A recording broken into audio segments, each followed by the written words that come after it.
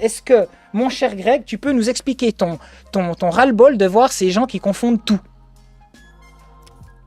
Non, mais c'était sur les droitards. Les droitards. Voilà, ouais, bah bien sûr, parce que j'ai fait tout ce petit truc sur le vide et tout pour au final revenir avec Platon qui lui sépare les choses, alors qu'Aristote, il veut pas.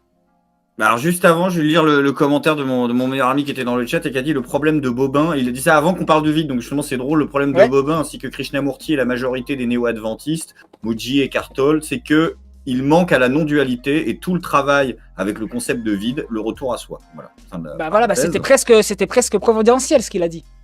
Mais c'est pas après sur la gnose et tout ça, si tu veux, là ça parlait spécifiquement des droitards et nous quand on en avait parlé au téléphone, c'était surtout sur le ras-le-bol par rapport au créneau manqué de toute cette dissidence des années 2000, donc tous les Soraliens, toute cette bande-là en fait, qui au bout ont commencé leur construction autour d'idées très néo-marxistes, donc très, très centrées sur l'économie. Puis à un moment, je pense que tu l'as remarqué, il y a eu un basculement dans tous ces mouvements de dissidence-là qui s'est plus fait au niveau de la conservation des valeurs.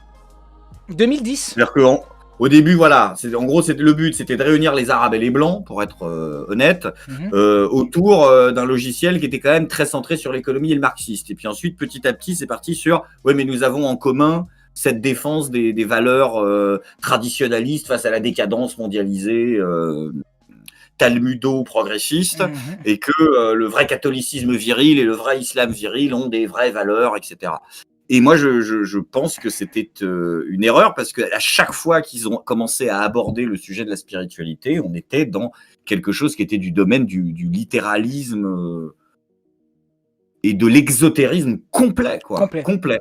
Et ça t'a donné des séries de conférences insupportables à écouter sur la Kabbale, sur les francs-maçons, alors, bien sûr, la critique de l'aspect magouille, si tu veux, de la franc-maçonnerie et de l'aspect économique est très, très juste, parfois. Mais sur l'aspect, quand ça commence à parler des rituels néo-satanistes maçons, de la Kabbale, des gnostiques, de l'évangile de Judas, c'est une catastrophe. Et je crois qu'il y a quelques personnalités qui ont profité de cet espace pour mettre en avant leur agenda communautaire, religieux, personnel. Je pense à des mecs comme Youssef Indy, qui te fait une conférence sur les origines de la Kabbale où il confond les gnostiques, c'est-à-dire le gnosticisme et la gnose, c'est-à-dire qu'il mélange Pythagore et les mouvements hérétiques chrétiens du 1er au 4e siècle. Il maîtrise très mal le truc. Et c'est vraiment fait pour, je suis désolé d'être provoque, mais pour attiser la colère du Sudistan, quoi. C'est vraiment ça, quoi. C'est-à-dire que c'est vraiment le... Et là-dessus, c'était pas ce qu'il y avait de plus malin à faire, mais c'est tombé, ça tombait sous le sens de l'histoire, parce que derrière, tu as tout un background très inspiré de la littérature, c'est pas du tout péjoratif, complotiste du début du siècle, donc souvent éminemment émise par des catholiques conservateurs, et donc du coup, on se retrouve avec une vision complètement exotérique, alors qu'ils auraient pu émanciper spirituellement comme ils ont émancipé politiquement, quoi. Tu vois ce que je veux dire? Complètement. Je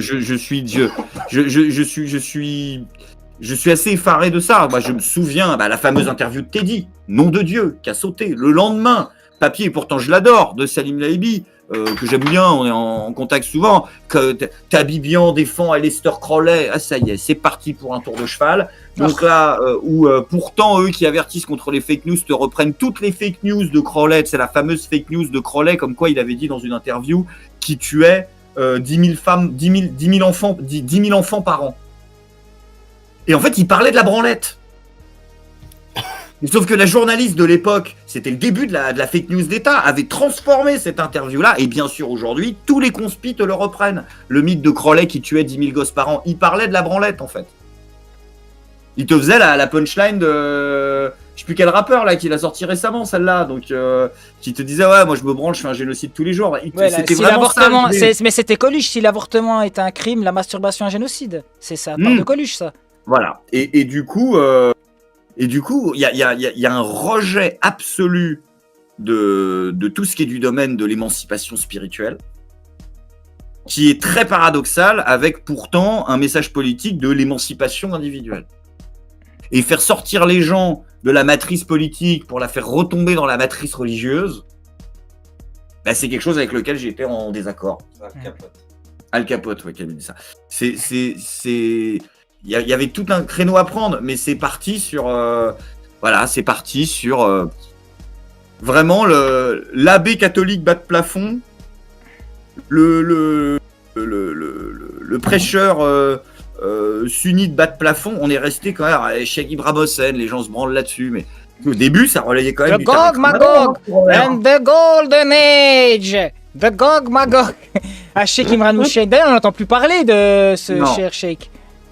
Mais voilà, et là ça m'a saoulé, et je sais là-dessus que ça va être le shitstorm parce que je vais me faire critiquer pour avoir dit ça, mais c'était... Non, tu t'en fous, il y a personne qui voilà, ils ont appuyé tout le délire réactionnaire conservateur des littéralistes catholiques anti-maçons et anti-magie du début du siècle dernier, quoi. C'était super con parce que l'émancipation, elle se fait par... Il n'y a pas d'émancipation politique sans émancipation... spirituelle, si tu veux.